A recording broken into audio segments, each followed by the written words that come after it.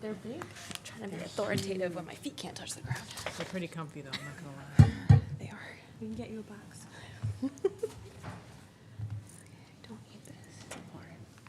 Make it sound better and shrinking. There we are. Hello. Good evening, everybody. We need to turn that down. Do we have access to the TV remote? It might be over here. Okay, thank you. Oh, this is from. I was like, that's going to be very distracting. It's muted. Does it have volume on it? The TV's muted or the? No, the TV has the volume That on. one does not look like. Oh, a I TV. see. Is it That's- gonna it's be? the TV, it's the audio's from me back there, I just turned it down. Oh, thank you. Okay, cool. We're good. That's just mirroring me back there. Okay. Thank you. Sorry. Technology is always a fun thing. Okay. Good evening, everyone. We're going to call this meeting of the Danvers Accessibility Commission to order, 6:05, not too shabby. Thank you to everybody who is here. I see Lauren on our call as well. Okay, first announcement that's on the agenda. My announcement that I'm going to have is actually it's July. It is Disability Pride Month. And I just listened to a podcast on my 2-hour drive here about disability sociology. And one of the things they talked about was that the passage of the American with Disabilities Act happened in 1990, which for all of us on the stage, almost all of us on the stage, were born then. It actually wasn't that long ago. So when you think about the grand scheme of rights in this country, it was only 34 years ago. And this commission was voted into existence in 1994 in spring at the town meeting of that year. And so this commission, even though there was a break, it is now 30 years old. I'm going to have a very hard time talking, hearing that. Hey, Mara, come here. Grab that Yeah. black. Is there I have any way an idea. Okay. Grab that black remote and just hit that mute button in the middle at the bottom. I'm thinking very carefully about what I say. My only concern is that we won't be able to hear Lauren if Do she anything. You speaks. can hit that again, so we don't mute her. You pressed it again, right? Yeah. Okay. Okay. Did that work? I'm not sure. No. I will just keep talking very carefully. Okay. Yeah, we haven't had this problem before, have we? No. It's very hard to talk. But I will keep going. Okay. Our first order of business beyond the announcement that that this commission is 30 years old is our approval of our minutes. Apologies to everybody and for getting those out. I meant to get them transcribed yesterday and it didn't happen until today. But do we have a, what's it called? Motion. Thank you. And I will make one. Thank you. A motion to approve the minutes, and we have a second. All those in favor, please say aye. Aye. Aye, awesome. Our minutes are approved. And thank you to Mara for taking minutes. That was very helpful. So that Jasmine didn't have to do that since she was on vacation. That would have been really terrible, huh? We had said, please take minutes from Ibiza. Ibiza. Yeah, okay. So our next order of business is public comment. I don't see anybody, well, there is somebody on the call, but I just don't know if they need, so if there's chat. Nope. Nope, It's okay. DCAT and Toomey Room are the other. Okay. I wasn't sure if you meant like somebody from the church. Okay, so next we have our DEI report out. Jasmine. Okay. So I just wanted to do a quick. Okay. I'm sorry, I don't mean to laugh, but it is very disconcerting. It's gonna be okay. All right, so I wanted to just quickly debrief the last 3 events that Human Rights and Inclusion put on, because there was Accessibility Commission presence there, which was awesome. In June we had Pride and Juneteenth, and those annual programs just went on as they have. I think they went pretty smoothly.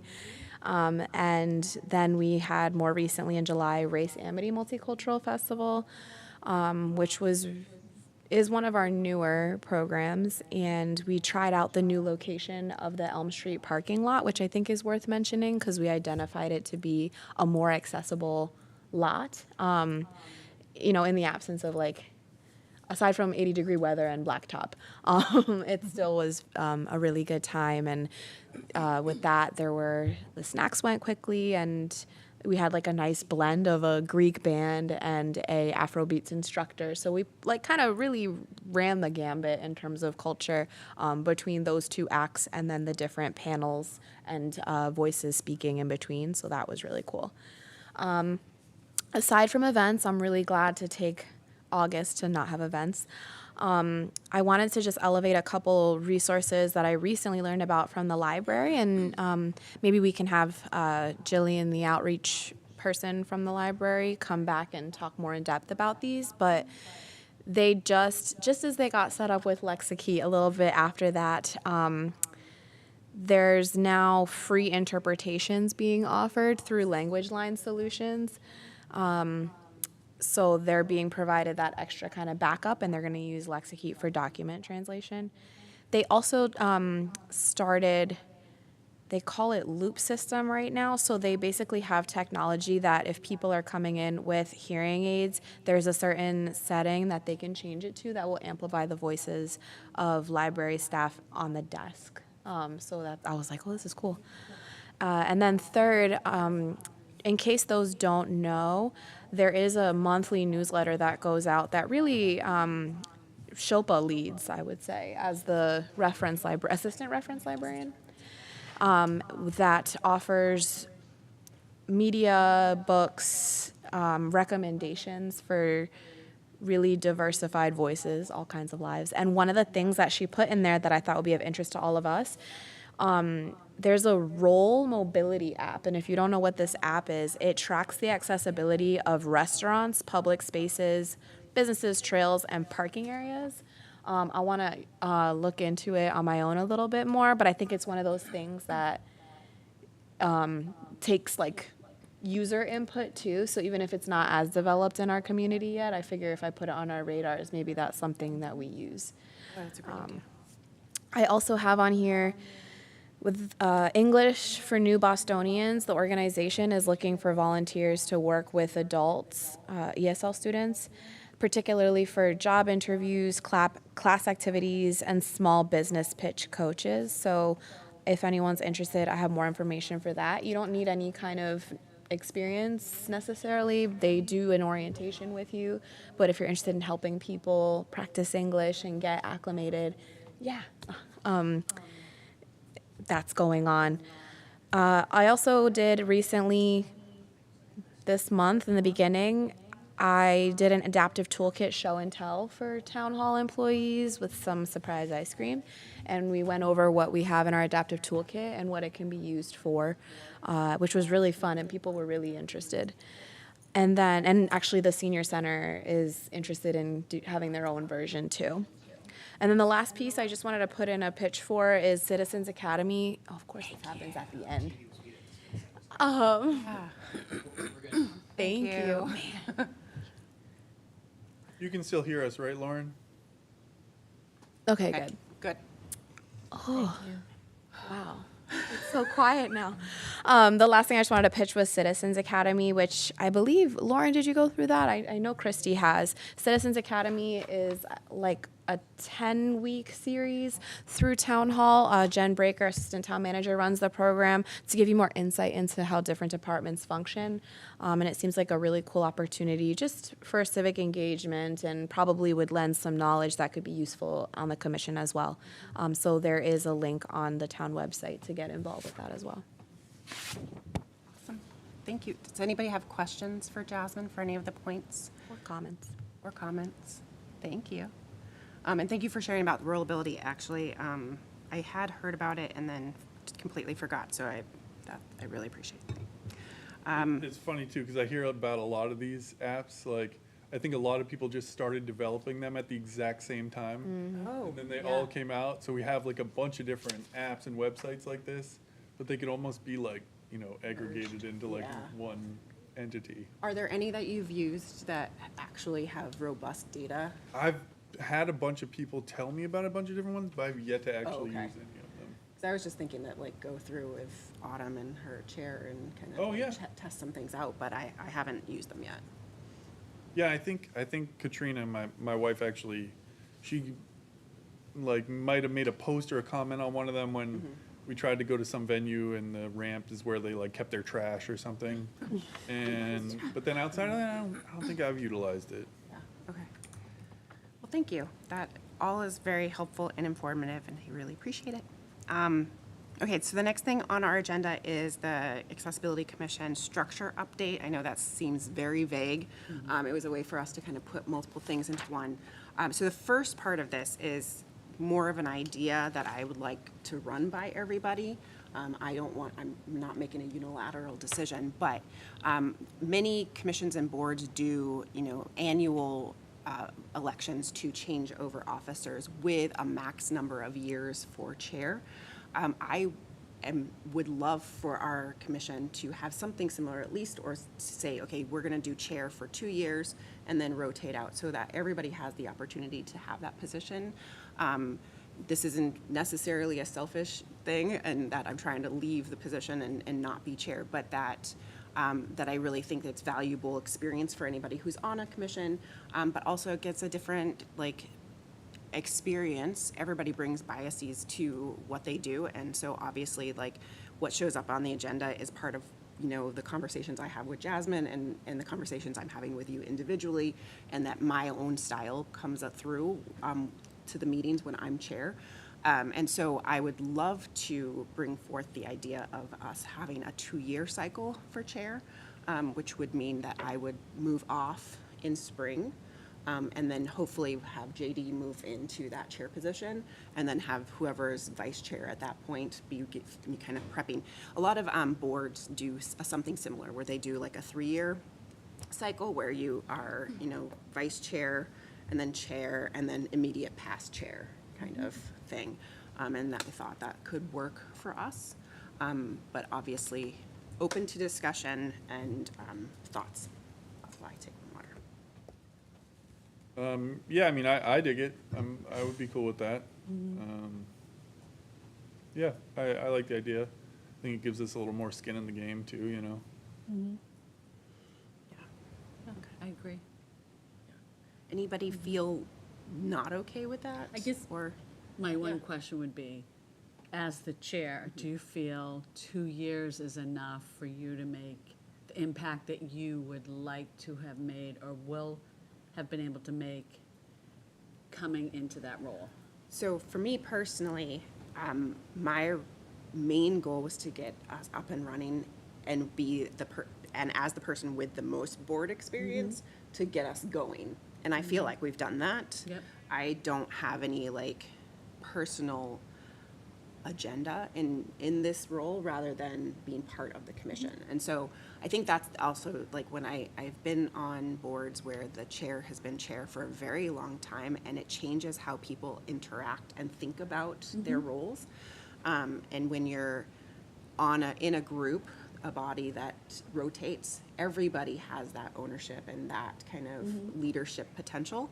And the chair position is not as scary as it sounds. So for anybody who hasn't been chair of a group before, it's really not, especially this group. We're all collegial and supportive, and if we Yeah. mess up, it's I almost just dropped an F-bomb. So if I had done that, everybody would be fine. So I don't think that it's a position that really has so much kind of dangling off of it that it's, I don't know where I was going It with was that. just But yeah. more, just in general, is 2 years enough, to feel that you, not that I think 2 or 3 is a big difference, it's just I asked the question. Yeah, just- I think of it less as it's not like president where you're kind of Yeah. trying to leave Right. your footprint Right. on the body, but rather who is kind of guiding at any given Absolutely. time. So I'll save that in my role on this commission. I generally meet with Jasmine about once a week, but that doesn't always happen. And partly is to discuss what's happening in town and what kind of other issues are coming up with other groups. But then the biggest one is to meet before the meeting so that we get the agenda posted, because that's law, that we have to post it 48 hours. But a lot of the work that happens between meetings is the same kind of level that everybody else is doing. You know, I don't feel like I'm doing vast quantities above, and that it's my No, yeah. mark on the Right. commission. So, any thoughts or questions? Just a reminder Yeah. to contextualize that the typical terms for just voting member positions is 3 years. Yeah. So I know like we started out scattered because we're starting from scratch, but so thinking about like a year term or 2-year term as chair in the context of a 3-year term on the Yeah. committee. Should- This is probably something we should vote on. Yeah, I was gonna say, should we just put it to a vote? Yeah. Yeah. So, do I have a motion to have a 2-year chair cycle? Yes. Motion, do I have a Motion. second? Second motion. All those in favor, say aye, or raise your hand if you're. Aye. Thank you, Lauren. Okay, cool. And then what I figure is that, you know, I don't think you need a ton of like support to learn to be chair, but if there's any questions or anything that, like, I can just make sure that you. Oh, yeah, yeah. And then going forward, the same thing, like making things like open meeting law and Robert's Rule of Orders, which isn't as important here because we're not really like making laws, but, you know, just kind of guidance of meetings. All of those resources will be available to you. And with that, the segue into information packet. So this has been something that Jasmine and I have talked about a few times, and I know that she had sent it out previously. But I wanted to make sure that in conjunction with this conversation about the chair rotation, that we really have a good information packet that is ready to go for new members, for, you know, the chair when they are like checking in on things.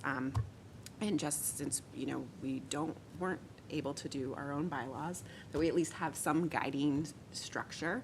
And so I did go through and kind of mark the sections that need to be updated for us. And my original thought was that we could go through it and kind of say who would like to make the changes. And then we could bring it back as a draft and discuss it at our next meeting. But a lot of the changes actually are very small.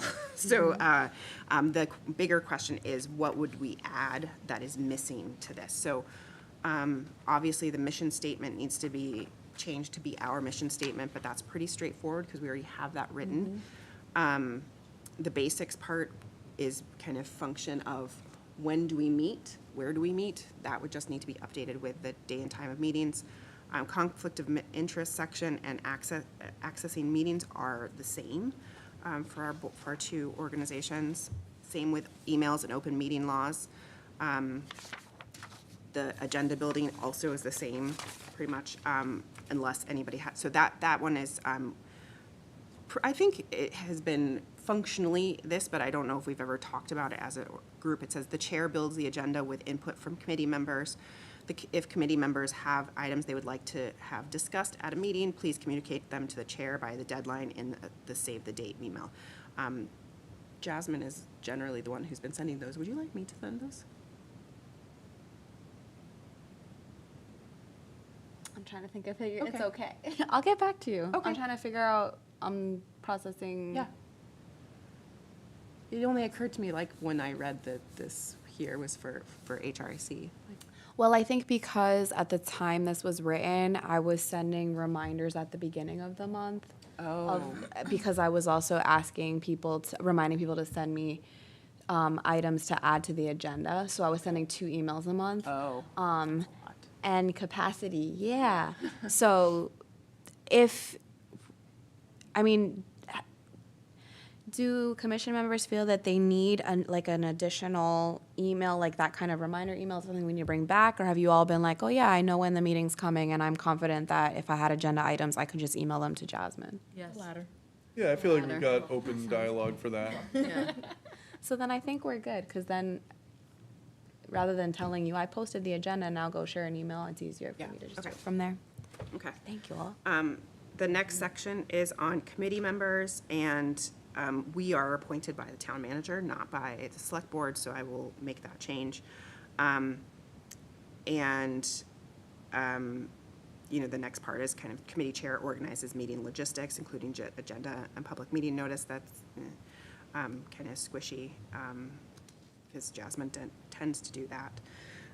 But the chair presides over meetings, and vice chair is responsible for assuming responsibilities when the chair. So I would think that that could be an area where we could say the 2-year cycle. Then liaisons, so this is the first question that I had for everybody is, this is a section that talks about community liaisons are non-voting positions. We don't really have community liaisons to our body, the same way that the Human Rights and Inclusion Committee does. But we have talked about having liaisons to other bodies. And so this is a section that would need to be changed to kind of clarify what that is. Is there anybody who would like to take a stab? No, nope, not that term. Is there anybody who would like to try to make that edit based on what the conversations we've had in our meetings?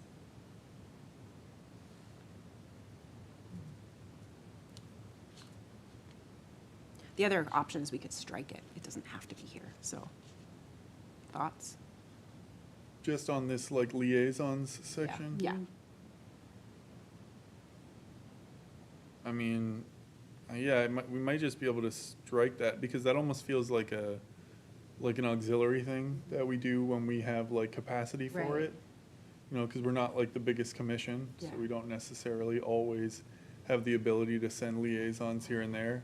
So it might just be almost like like an added bonus or Ad hoc. an addendum or ad hoc, yeah. Okay.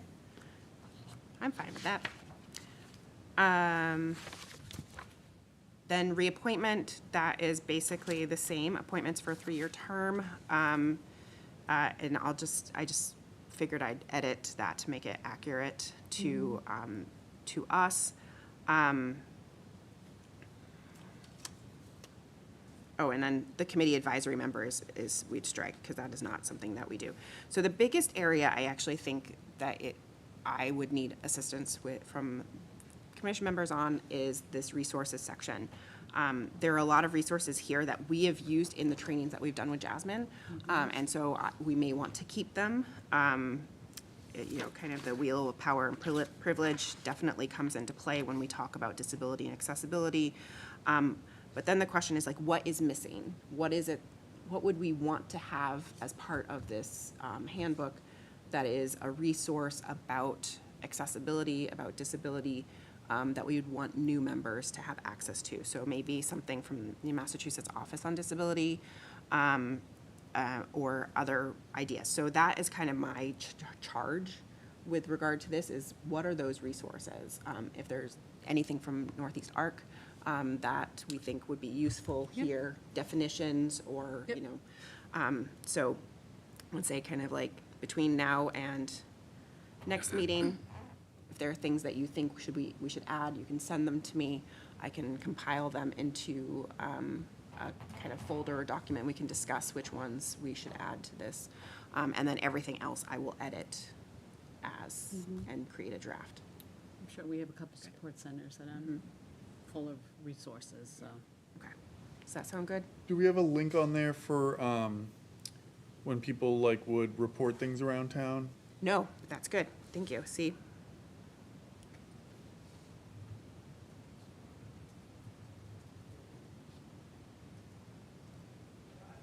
Yep. Yeah, and again, just thinking about the context of the packet, like this is what you would potentially give someone who is recently appointed as a starting point, entry point into the commission, or potentially if someone's thinking about being part and you want to just say, hey, here's some things. So that's how I had structured the resources for HRIC, because it was like, again, a collection of what their trainings were. So here's like where everyone should be on the same page going into it. And I think what we can do with regard to the reporting is actually, I can make a document that's like, here are some of the town-specific resources for people with disabilities or accessibility challenges that we would want everybody on the commission to know about, so because we are partly advocates for the community within Danvers. Yeah. And I'll share the Word version with you, so you don't have to start a new one. I appreciate that. I am very good at looking at something and typing it, though. But you can just also convert it from an Adobe to Yes. Word. No, only if you have a special PDF viewer. I do not have that. I could do it for you and send it to you. And then obviously our actual content, Yeah. contacts would need to update, and then the websites. So is there anything that you feel like is missing from, Well, this would stay, the Code of conduct, yes, yeah. So Appendix A Yeah. would stay. yeah, I do have a question, and maybe it's just not appropriate to be in this type of document, but I would be curious as to where their money came from for the programming that they're trying to provide, or, whatever they're you mean our doing. money? Well, yes, theirs and ours, and I know that for us, that's an Yeah. undecided Yeah. issue. But does HRIC have a budget, and if so, would that be something that would norm, or why would that not be in this document, I guess? I'm sure there's a reason. There's no valid reason why it's not. It's just when I put this together, it was based off of another something that other commissions had used, and then just because they didn't have it in there and I didn't think of it, it didn't find its way. But it wasn't an active decision to be like, don't put the budget. Sure, and maybe it's not appropriate to be in there, but I guess I'm No, curious. I think it's a good idea, because we ourselves were asking that question, like, where would potential funding come from? And when we learned about the tickets and stuff, like, that would be silly to leave that for a commission down the line to have to find out again, you know? So why don't we just include something like that? I think that's important info. I have an open task on my to-do list, which was to create an infographic kind of report of our survey, and I would include that here. Okay. It just hasn't been completed yet. Somehow there are only 24 hours in a day, and I haven't figured out how to increase that. So, Yeah, and again, I'm in the process to. It's hard, so I want to create. I wanted to create a tool that is low maintenance, that I wouldn't have to keep updating, because it would be me having to keep updating it. And so there is some room. But I still am updating human rights, because there's some other things that are going. So I appreciate the feedback, because those are things that I can include even when I'm updating theirs. And because we don't have a budget for Accessibility Commission, there's no language there yet for that, but it is making me think that maybe I could even put what past fiscal sponsors were, like at least in the updated version for HRIC, so that could give even other groups insight into where fundraising happened, if it and when it happened. That wording is excellent. Past fiscal sponsors. Well done. Love that. and I would like to That's fantastic. officially say that I don't think it's your responsibility to update this for our commission. I think that that's our responsibility. Works for me. Yeah. I mean, make sure that you have a copy of it, so that, Yeah. goodness, something happens and we all disappear and you have to start over from scratch again. You have that information, but I don't think that that's your responsibility. I appreciate that, and I will name that a bigger it's linked to a bigger picture conversation about trying to find some kind of, like, what's the right platform or what's the right way through technology to share and work collaboratively on things with boards and commissions, recognizing town accounts don't have access to Gmail, and so there's no Google Drive component, and then our Microsoft SharePoint is like probably the clunkiest thing you could imagine. So that is a bigger picture conversation that I'm trying to get to figure that out, so there is an easier way to go back and forth with information sharing. Yeah, that's a good question. I actually was thinking about that when I was sending notes today. Did I do it? I did it in Gmail, didn't I? I sent it to you. I downloaded it Okay. to Word, so it's fine. I do have access to Word and SharePoint, but it's, like you said, clunky, so I don't always default to that. Okay, any other thoughts or comments or questions about the information packet? I think it would be a great tool. Cool. We did work. Yay, okay. So then moving forward, another thing on our agenda that may seem very confusing and not specific is voter registration. So this came up in my conversation with Jasmine this week. And I was like, yes, let's put this on the agenda. I absolutely want to talk about it. That HRAC was talking about doing voter registration in some way, like supporting voter registration throughout the community as an equity issue, and it very much also is an accessibility issue. And so I don't have a plan or an idea yet, but really kind of opening up the door to have a conversation about how could we, as a commission, support voter registration and also helping people get to the polls for the elections in September and November, and how could we kind of facilitate that in the community? So just opening that up. No specific plan of sharing information yet, but kind of a bigger question. I mean, I think logistically, the forms is a good way for them to contact us about that. So we could use that with whatever way we do reach out to people, as that's like their point of contact for reaching us. If they do require any kind of assistance in helping them get to the polls or bringing the polls to them per se. But then as far as getting the word out there, the only thing I can think of is like our social media reach with Jen Breaker, and I don't know, maybe like some signage downtown or something like that. Yeah, I think part of it is that just letting people know that there are ways to both register and vote without having to leave your house. That there are a variety of options that meet varying accessibility needs for voting. And then, yeah, the question is, how do we get that information out? Sometimes it's having conversations with people. Actually, does the ARC do anything with regard to voter registration? We actually, I believe, are going to have someone come outside the mall and do it, but I haven't gotten a date yet, so I will let you know. Okay, 'cause that'd It's been in be the works. Fantastic. Like if you need volunteers, or Yeah. if you, like if there's additional stuff Oh, yeah. that we could support I'll you find on out. that. My CEO's working on Okay. it, so I'll find out.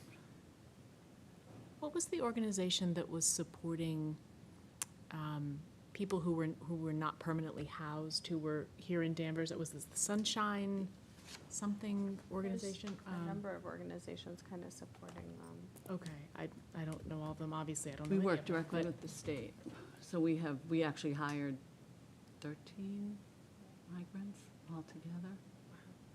Yes, and now we're supporting them with ESOL, Okay. 6 hours a week. Cool. I think there's, I think you attend the center board meetings and, kind of pulling together in that sense. I don't know, my friend just sent me an email, I haven't had a chance to look at it, about writing letters about getting people registered. I'll forward Okay. that to you. Okay.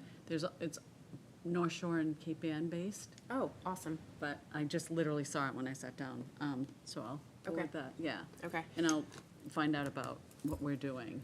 And we literally just talked about it on Tuesday, so I haven't talked to Steph yet, but I can follow up with Steph. But I think even if part of it is getting the information. Yeah. So what are people's options? What are the resources that are available? Whether we put it in flyers and make sure like they're posted in social media or the libraries or where people tend to go, and educating. Yeah. Shilpa, who Jasmine talked about earlier, she sent me, there's a toolkit from the American Library Association that is read, register, vote. So like reader, register, voter. I think that's, I'm not sure, I'm getting it wrong. But, because again, I just looked at it today. But we kind of like tossed the idea of possibly having the library, having us work also with the library and whatever, that if they are able to do something from a voter registration standpoint. But mostly we'll just want to get the idea out there, and get it kind of percolating in your heads about where could we support people with accessibility needs with regard to voting. You know, we've had conversations also prior to today about making voting more accessible, and that is going to continue to be an ongoing conversation that we have with the clerk's office. And they're very open to that, which is great. Often it just comes down to funding. But they did get, I don't know if anybody saw this, but for the spring elections, we now have so we get these big kits for every precinct that has all the stuff that we need for the wardens to like do the stuff. And every single one of them has magnifiers in them now. So there are little things that are changing and improving. My ultimate goal is to have the accessible voting booths and be able to have funding that pays for those. But in the lead up to that, also registration is a big Yeah. part of it too. Just a couple supplemental things. NAACP is also having this conversation, so I'm throwing that out there for potential partnerships. They're focusing too, particularly on an initiative about the multilingual component. So naturally, those efforts for the North Shore branch will be concentrated in areas like Lynn and whatnot, but there might be ways to collaborate efforts. And I know you mentioned the library. There was another one I was thinking about. And it might also be worth checking in with the schools and seeing if they're doing anything, because I know their civics program, I feel like it's been increasingly robust. So just thinking about other places to potentially tap into. And I think, and I'm sure clerks can confirm too once you follow up with them, but I think a lot of the town programming around voter registration, it was stronger pre-COVID, and since I don't think it has come back to the same level. And then I also, in the conversation I had with Hope about the same thing, even acknowledging people. I think there's a lot of narratives that go with immigration and voting, but there's a reality of long-term residents who do not have access to voting, but there are ways that they can still get engaged as well. And so I think raising some awareness around that piece too of even if you don't have voting rights, it doesn't mean you can't hold up a sign or do X, Y, and Z. So even for me, it's eye-opening in terms of just how many options there are when it comes to this conversation. But definitely keeping in mind, like, where can you find where other people are already doing this so that we're not competing for time and space. Oh, absolutely, yeah. And I don't think that we are the size of an organization where we could start something from scratch. What I really think is we have the ability to extend the reach of other organizations and then make sure that they're still also considering accessibility in all its forms. I think also, if our community members don't know what's available, then they won't vote. Right. So I think that's part of it too. Yeah. So I think it's part of our job as this commission is to identify what those resources are. Yep. Absolutely. Thinking like about broadly as well, like in terms of like the seniors in town and that piece of accessibility, like I wonder about, Yes, no, you reminded me, thank you. Michelle Shaw's, the note taker for human rights and inclusion, I want to say I know it was about voting. My gut is saying it was at the intersections of seniors and voting, and she had the table at Pride. So that's another person named there's a bell going off. Okay. But she Okay. might be another person to Okay. pull into the conversation. So thank you for that, because I knew that. Okay.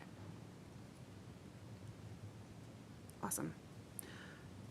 Next on our agenda, JD, would you like to talk about your series? Sure. Yeah, so we're still just getting it started. We've got one episode in the books. Lauren was nice enough to come in and interview me for that. So now it will be, we have it booked our next shoot for this coming Wednesday, so I'll be interviewing Christy on there. So it'll be my first time interviewing someone, so that'll be interesting.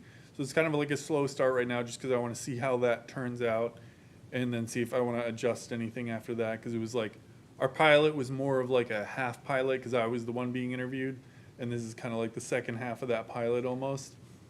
But you know, I really like how it turned out, and I think it's something that's just going to kind of grow and evolve and stuff as we go. And I'm just going to keep chugging along on that and finding guests, and if I need help, like putting out, you know, the word to find people and stuff like that, I'll definitely be asking for help from you guys. And then other than that, I mean, I think eventually I want to collect them in an area, and then we could also utilize them for source material for all kinds of stuff. If we ever want to put anything out, we can always steal clips from any of those interviews and stuff like that. I'll be upfront about people, with people about that, you know, that it might be used for stuff like that. But it's all really in the, for the point of education, you know, so it's not for anything other than that.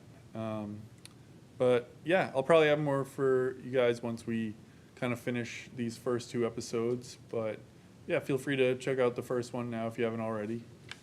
And so if anybody's watching this meeting later, should they email you or should Yep. they email email Jasmine, since that's the contact? Who should they contact if they are interested in being interviewed? They can definitely contact me, and I still got to put out like a description on the video and stuff, kind of giving that info. But that's also a fine way for them to, you know, reach out through the our you know, communication system Yep. on the website. So Okay. we can definitely do that as well. But yeah, maybe I'll probably just create like Like a Gmail- a Gmail dedicated to the show, and then we can put that out. That's a good idea. Then you don't have to get Yeah, right. your personal email out everywhere. JD, also in the event someone watches this later, can you just give a brief overview also so you can practice? Like, what's the sound bite? Like, what is the show about? What does Yeah. it focus on? Elevator pitch. So essentially, the show is called Seen and Heard, and it's just about giving voices to people of all different kinds of disabilities in our local area. So it's really just an opportunity for me to ask some questions that I feel like the answers would be really interesting and educational to the people watching, both with or without disabilities. Plus, I think what I want to achieve with it is not just like how the world around them changes for them, but how they change internally as well. Because I think how someone feels on the inside is really just a route to how they act on the outside anyway.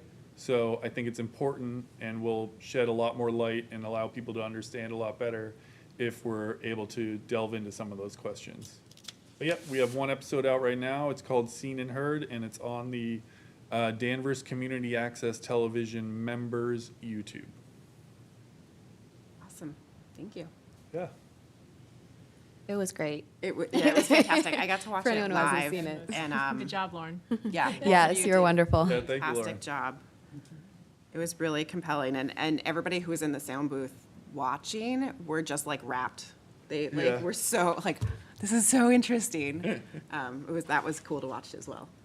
Yeah, I mean, I think when people have a chance to talk about themselves vulnerably, people are going to listen. You know, I think it just is the way we're wired. You know. It's storytelling. Yeah. And it's really compelling storytelling and important. So I really appreciate that you had this idea and that you're going with it. So Thank you. yeah. So related on here is living room conversations. Did any of you attend the living room conversations about race that Heathmere? Oh yeah, yeah. Sure, did, okay. So Lauren from Heathmere did one of our trainings. So she's familiar to those of you who were here then. And, she was at Race Amity Day. She was the one who was kind of like doing the interviewing. But she so her organization, they do a lot of these facilitated conversations. They've been doing them at Beverly Library for a while, and then we obviously did some at our library. And Jasmine has very kindly allowed us to use some of the grant funding that is still available for those to host living room conversations about accessibility issues. So I had an initial meeting with Lauren a couple weeks ago. I mostly have been doing the background work just so that we didn't have to do all of that during this meeting. But so I met with Lauren, determined kind of a schedule that would work for her, reached out to the library, determined that those dates are available, and that they are interested in co-sponsoring or co-hosting the program series. So we're looking at 3 evenings, Wednesdays, September 25th, October 23rd, and November 20th, from 6:30 to 8 p.m. It is not a mandatory, you all have to be there, but if you are able to and want to, we would love to have members of our commission there as well. Right now, the idea is to have it be about 15 minutes at the beginning with either an interview or a conversation or somebody sharing some sort of educational information, and then about an hour or so of facilitated conversation. And so my thought, if you are amenable to it, JD, is that that first one could be a viewing of the first episode of Seen and Heard, and then a facilitated conversation about how do we define disability from there. Absolutely, yeah. Okay. Yeah, it's meant to be a resource, so however we can use it, let's use it. Yeah, and it would kind of be like, the world premiere of the show. And we can kind of like market it that way too. But it's also an opportunity to kind of have that jumpstart the conversation. Oh, absolutely. And then these are just ideas. So I would love feedback or additional ideas. So that would be one of the days. Lauren asked us to come up with themes for the nights. I was thinking that another one could be, what is accessibility? What does accessibility mean? And then another one that I think that kind of crosses a variety of disability experiences is communication, and kind of thinking about barriers to communication, access, understanding, and, so that we would kind of hit kind of communication for the deaf community, communication within autism, and needing, and all the different various forms of needing augmented and augmented communication options, but also language, and then also how people identify using language. It's just like it's a huge thing. But Lauren could take off and facilitate the conversations that way. But if you have other ideas, I would love to hear them. Anything that you think would be really interesting as a way of having conversations with your neighbors about topics relevant to the disability community.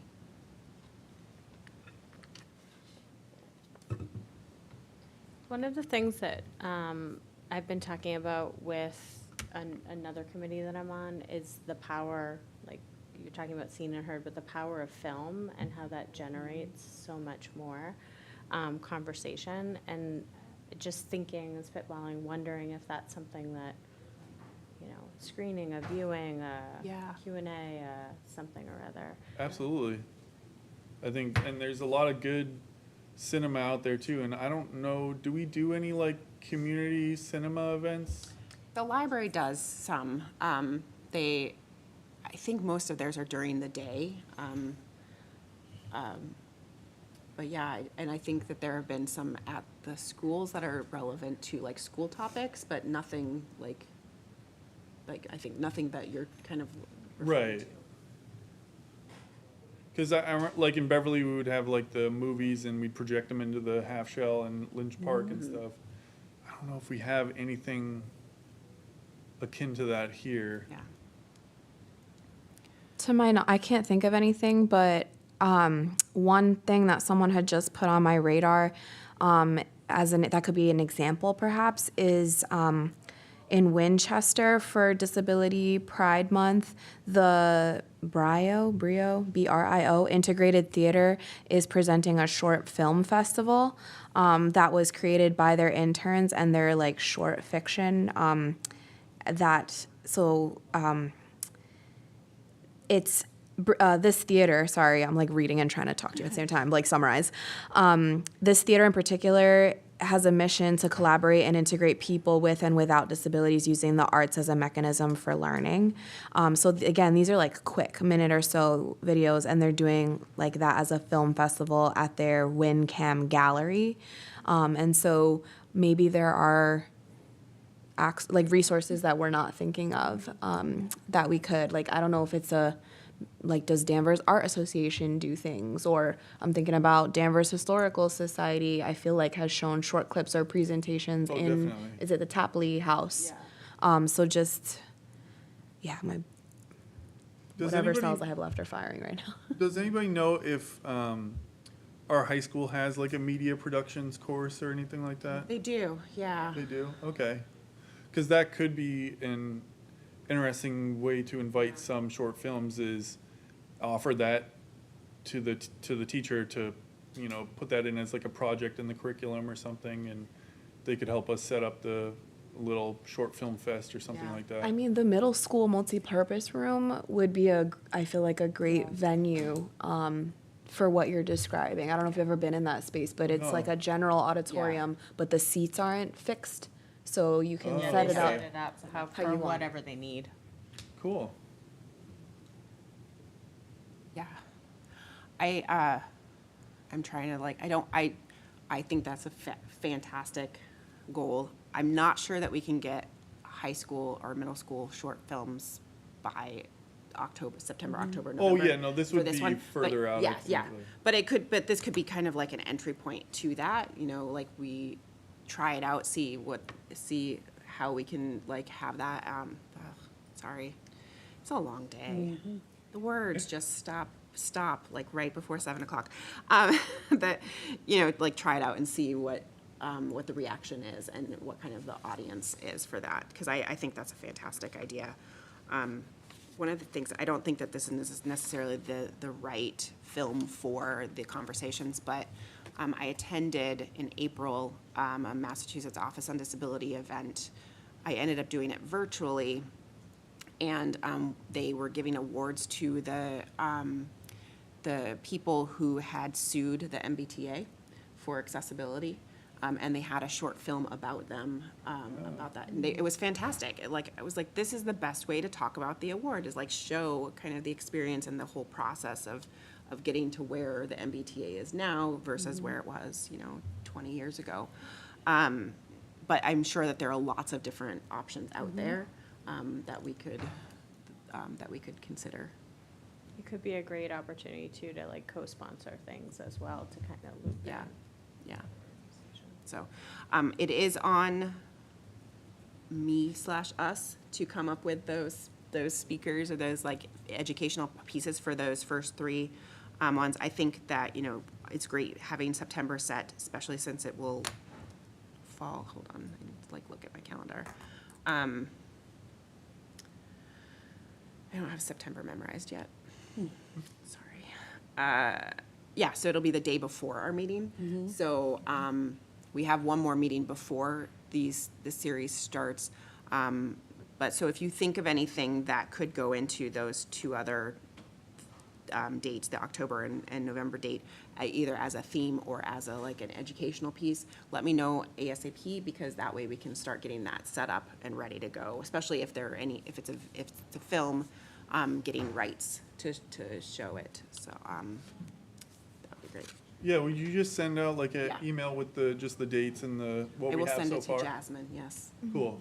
Oh, yeah, yeah. And once we have a flyer, you'll get that immediately. And I also wanted to name too that because HRIC meets the week before you all, their September meeting should be before your first living room conversation. So anyone from this commission that, if you want to get on that agenda, to share from you all, so they don't have to hear me any more than they already have to pitch the event, we can do that. Back to school night. Which I also realized is the same night that I have tickets to go see Hannah Gadsby, which is a totally me issue, but it is an accessibility, disability conversation piece, but yeah. So if anybody really wants to go, I'm probably going to be selling my tickets. I know, yep, yeah. No, it's okay. So we just have one more item on our agenda, which is new business. So anything that may have come up since we, created the agenda, or anything that popped into your head that throughout our conversation that we didn't have a chance to talk about yet. Actually, Karen and I were talking after the last meeting. She actually came by and we were talking a little more about it. And I still have to get kind of her idea of what the ideal setup would be. But we were just talking about some of the directories and some of the town buildings and how they're kind of hard for her to see and read and locate. So I was gonna build a prototype that would kind of be good, but I still have to kind of get her to kind of look over my shoulder and, or at least get her to look at it and say whether or not this would, be a good one or not. But it would be nice if, and I feel like relatively simple to standardize that throughout our government buildings, at least, or our town buildings. And, it's still something I'm working on with her. I don't know if she'd want it to be digital or keep it print. I just know that contrast is very important. Yep. In the size of the lettering so far. I just want to be mindful of your labor and the rules I'm already imagining that I'm likely not even aware of. But I have brought up signage as an issue before. And so we can think about this like a strategy, like more offline too. But maybe we set you up a meeting with someone from DPW to talk about that. Because signage is a conversation. It's also outdated. Like there's no mention of, I don't exist in this building. I know it's been a topic of discussion, as well as even if you go upstairs, especially late at night, sometimes all the hallways look the same. I don't want to slow down the process. I also don't want you to put forward labor of coming up with a prototype and then we're missing whatever restrictions or if there's vendors or things that I'm not thinking of. So I'll look into that and connect with you. Cool, yeah. A prototype's no big deal. I'll just create it with her to just get her ideal version. Sure. And then it would be like, okay, here's the regulations. We can kind of figure out how to, join those two if our prototype doesn't meet it, and if that would still be, acceptable for someone with impaired vision. I appreciate you. And I just remembered the tablecloth. Oh, yes. Yeah. If you want to Signage. just pull it up and to just see. Oh. So I remember you had talked about the tablecloth for the table And pull before. it up here and show it. I just made like a really simple mock-up that would be like clear and easy to read.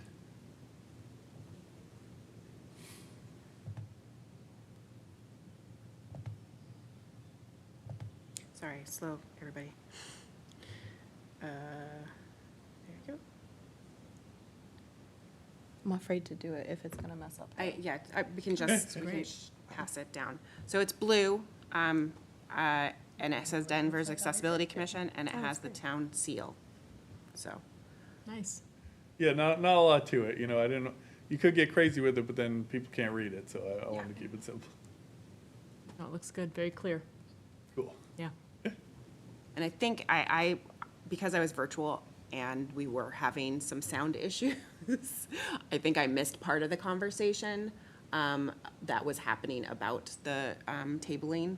But I think my guess is that it was because it was just not very obvious with the Yeah, it was not very plastic obvious. tablecloth that I gave you. Nope. Yeah, okay.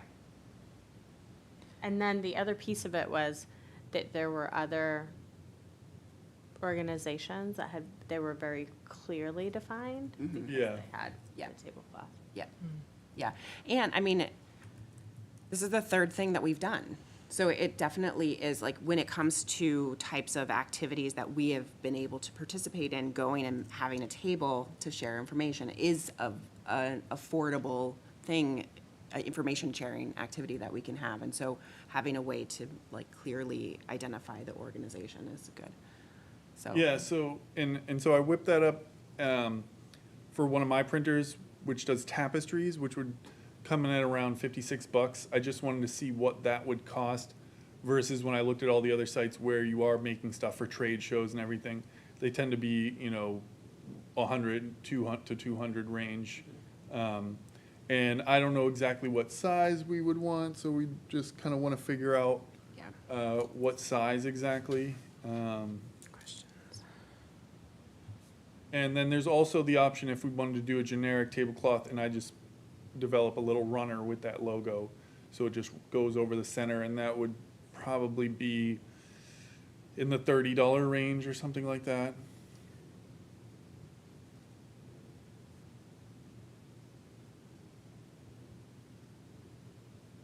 Yeah, I think most of the tables that we've had have been did you have a 6-foot table? Or actually, you had whatever Jen brought. Yeah, it was like a 6-foot table. Yeah. Okay, so medium, because it's You- always like 4 feet, 6 feet, and 8 feet, I think, are the usual ones. that My go up. gut is saying 8 feet, but I will double check. Okay, Well, we could always have it the longer one, and then you could. yeah, It just drapes longer. yeah. Yeah. Okay. Any other questions or comments about branding? No, I figured that one was pretty straightforward for us. Like, Okay, cool. Okay, well then that's it. Our next meeting is August 22nd. Same place, same bat channel. Wait, wrong way. Yes, August 22nd. And so with that, do I have a motion to adjourn? motion to adjourn? Motion, do I have a second? Second. Second. Okay, all those in favor, please say yes or aye. Aye. Awesome, cool. Thank you. Great meeting. 7:05. Thank you.